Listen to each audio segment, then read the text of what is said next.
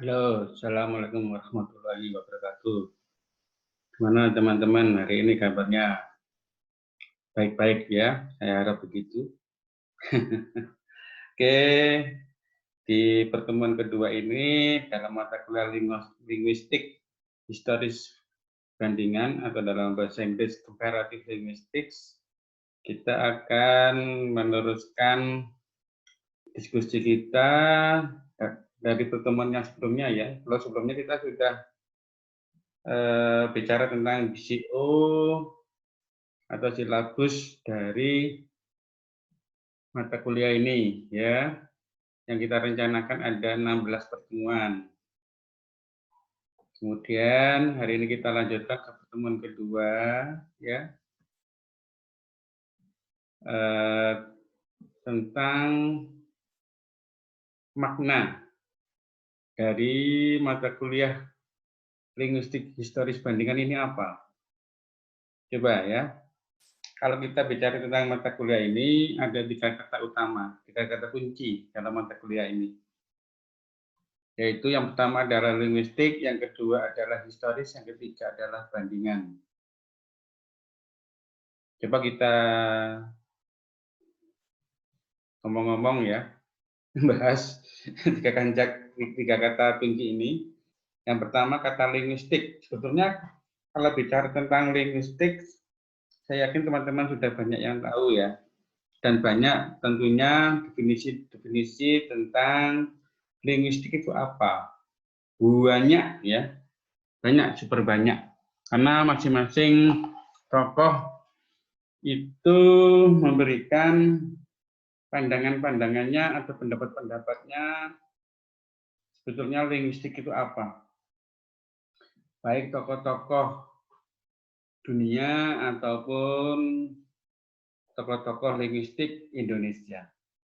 Kalau bisa saya menyebutkan tokoh-tokoh linguistik dunia itu ada Lyons, ada Wardah, ya, Matthews, ya, Webster, ya. Cuman di sini saya tidak menyebutkan atau memberikan definisi dari para tokoh-tokoh itu semua. Saya menyebutkan definisi yang disampaikan oleh Lyons ya tahun 1975 dalam bukunya Semantics. Ya. Menurut Lyon itu linguistik adalah kajian ilmiah tentang bahasa. Kalau kita bicara bahasa berarti sebagai alat tanda ya untuk melakukan komunikasi. Kita memahami bahasa, wah banyak cara memahaminya. Nanti saya sampaikan tingkatan-tingkatan memahami bahasa itu bagaimana. Ya, setelah ini di slide selanjutnya. Untuk yang kedua, kata kedua adalah historis. Kalau kita membicarakan kata historis, pasti pikiran kita merujuk pada kesejarahan. Ya, menurut KBBI, Kamus Besar Bahasa Indonesia, yang namanya historis adalah bertalian dengan sejarah atau masa lampau. Nah, itu ya.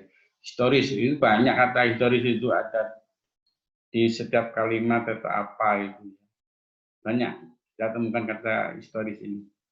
Tapi yang jelas kalau kita bicara kata historis pasti berhubungan dengan kesejarahan.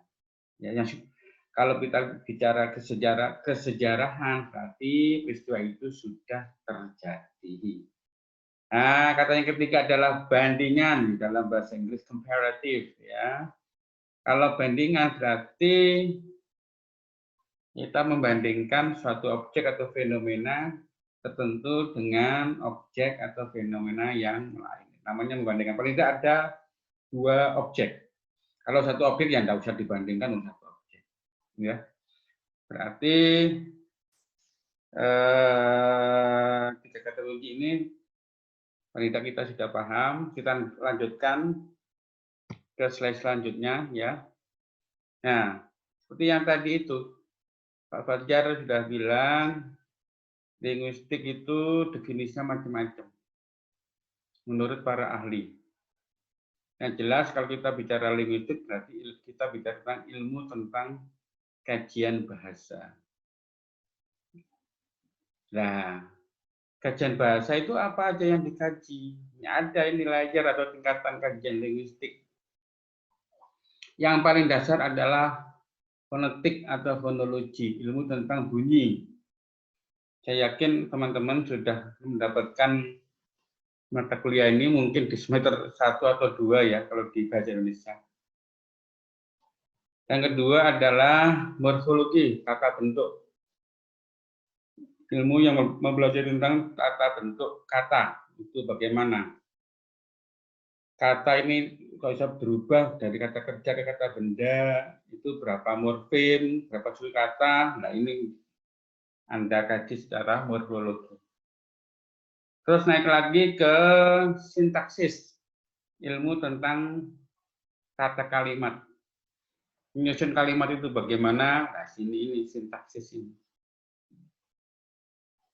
Kemudian semantik, ilmu yang mempelajari tentang makna, ya makna kata. Gitu ya. Kemudian naik lagi kajian perkembangannya, namanya pragmatik, ilmu yang mempelajari bagaimana makna itu terjadi atau sesuatu diberi makna berdasarkan situasi. Nah, situasinya bagaimana atau maksud dari omongan orang itu bagaimana. Itu kita bahas pada kajian pragmatik. Kemudian naik lagi kajian bahasa, karena bahasa berkembang terus ya, menjadi analisis wacana. Kalau kita bicara analisis wacana, macam-macam cabang-cabangnya. Ada analisis wacana kritis atau AWK. Yang kedua adalah analisis wacana kritis ruang kelas. Yang ketiga adalah analisis wacana feminisme berhubungan dengan perjuangan wanita, ya, baik dalam novel ataupun tulisan-tulisan yang lain, ya. Kemudian analisis wacana kritis kesejarahan atau historical discourse dan lain-lain. Itu layer atau tingkatan ke-6 kajian linguistik dari analisis wacana, ya. Kemudian layer ke-7 adalah linguistik yang dihubungkan dengan disiplin ilmu yang lain. Misalkan sosiolinguistik, berarti ilmu sosiologi digabung dengan ilmu linguistik. Nah, linguistik bahasa dihubungkan dengan kemasyarakatan. Ya apa itu apa jenenge? Bahasa-bahasanya masyarakat itu bagaimana? Nah, itu dikaji secara sosiolinguistik. Kemudian ada psikolinguistik, kajian linguistik yang dihubungkan dengan psikis, kejiwaan. Nah, itu namanya psikolinguistik. Orang marah itu bagaimana? Ya itu ini. Terus orang diam itu bagaimana? Nah, ini psikolinguistik. Kemudian ada forensik linguistik. Nah, ini yang agak baru. Jadi dihubungkan dengan ilmu forensik. Kalau kita bicara forensik, yaitu misalnya bedah mayat, apa lah ini namanya ilmu linguistik forensik, berarti membedah kenapa orang itu menggunakan atau mengucapkan kata-kata itu. Nah, seperti itu. Itu kajian-kajiannya sangat mendalam. Terus kita lanjutkan. Seperti yang sudah saya sampaikan tadi itu, kalau kita bicara linguistik historis bandingan ada 3 ya kata tadi itu. Terus maksudnya di mata kuliah ini apa, Pak? Maksudnya linguistik historis bandingan ya itu adalah memberi pengetahuan kepada kita bahwa linguistik historis bandingan itu adalah salah satu cabang linguistik yang meneliti perkembangan bahasa dari satu waktu ke waktu yang lain, mengamati cara-cara perubahan bahasa dan meneliti penyebab perubahan. Nah, di sini. Jadi teman-teman nanti itu kalau belajar linguistik historis bandingan, Anda perhatikan di sini, maksudnya apa ini? Linguistik historis bandingan ini. Anda kalau mau meneliti perkembangan bahasa, enggak apa-apa pakai linguistik historis bandingan. Kesejarahannya, ya, gitu ya. Misalkan bahasa Minangkabau tahun 1920, bahasa Jawa apa namanya Solo itu bagaimana, Jogja itu bagaimana tahun 1900, 1900 berapa, ya itu namanya kesejarahan. Dan meneliti penyebab-penyebab perubahan bahasa itu apa sampai sekarang.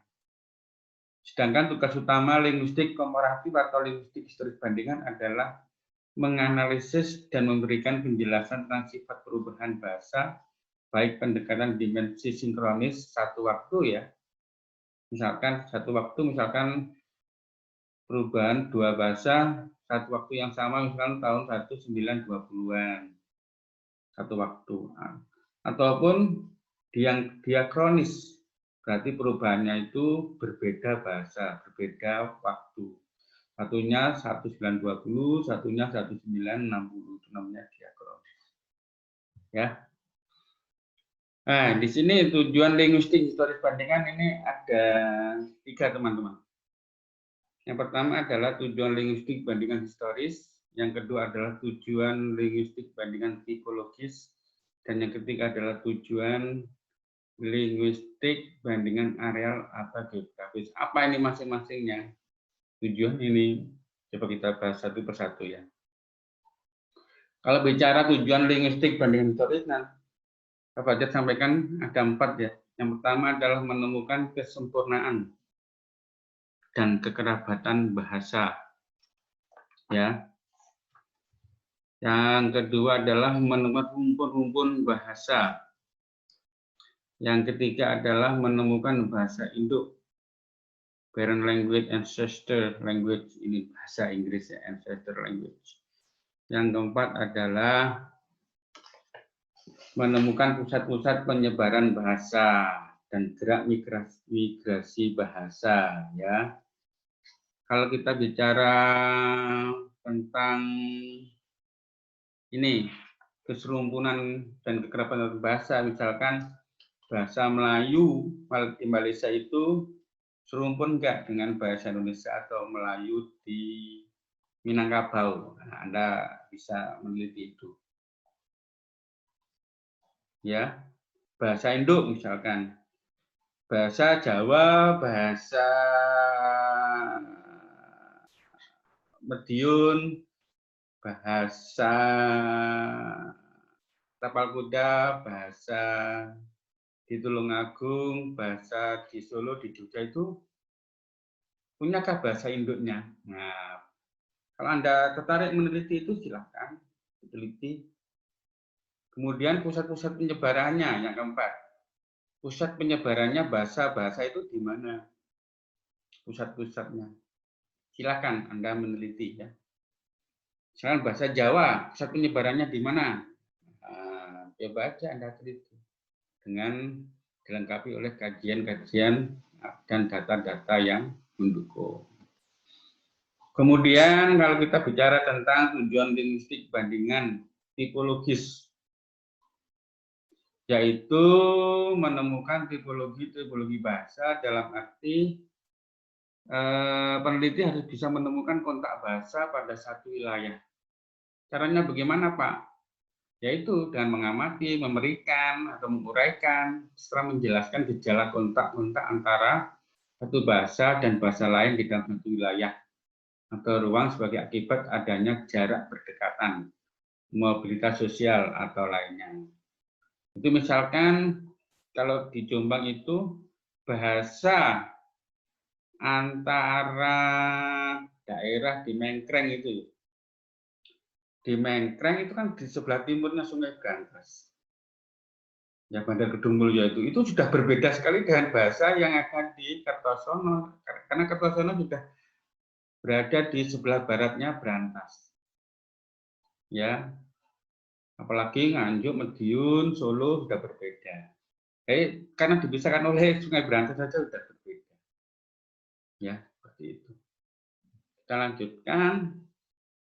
Tipologi apa tujuan linguistik yang ketiga yaitu tujuan linguistik bandingan areal atau geografis. Ada 2, yaitu menemukan adanya kontak-kontak bahasa di dalam satu wilayah. Yang kedua adalah menemukan pengaruh timbal balik antara bahasa yang satu dengan bahasa yang lain dalam proses sejarah.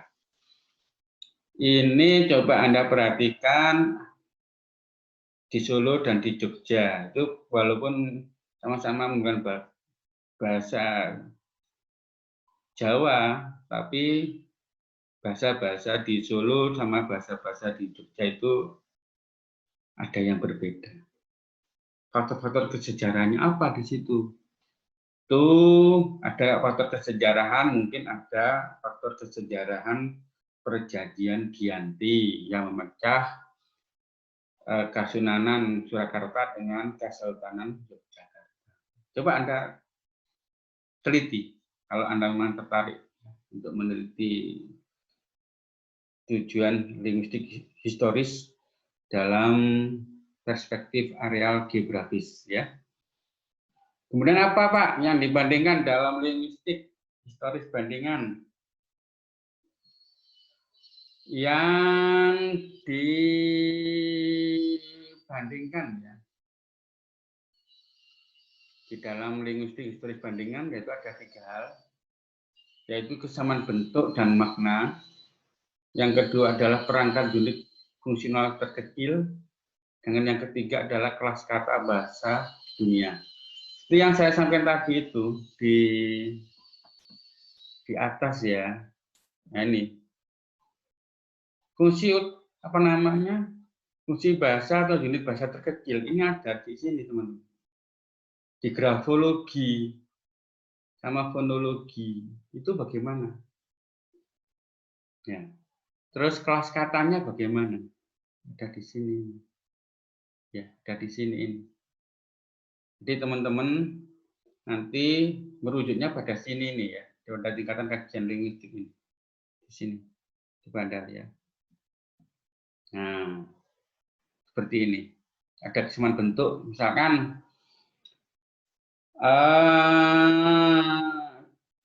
bahasa Sunda dengan bahasa Jawa itu kesamaan bentuknya bagaimana?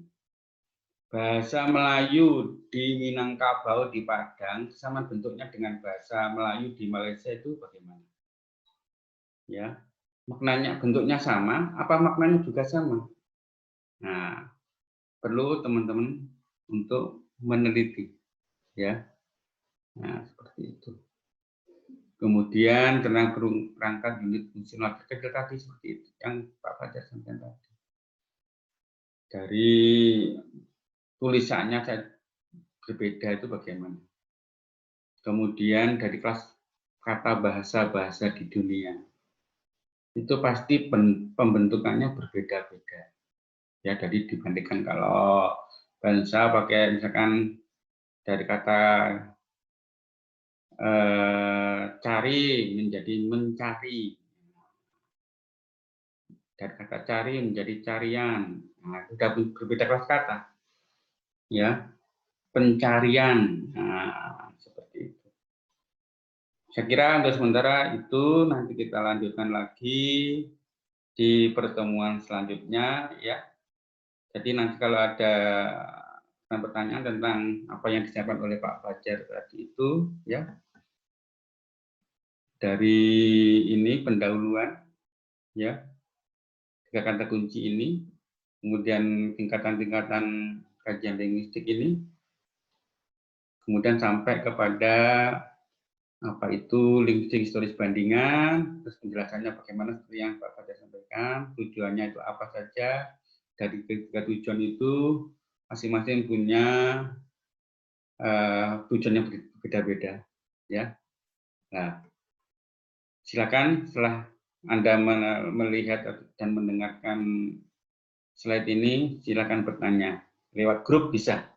Demikian ya. Wassalamualaikum warahmatullahi wabarakatuh.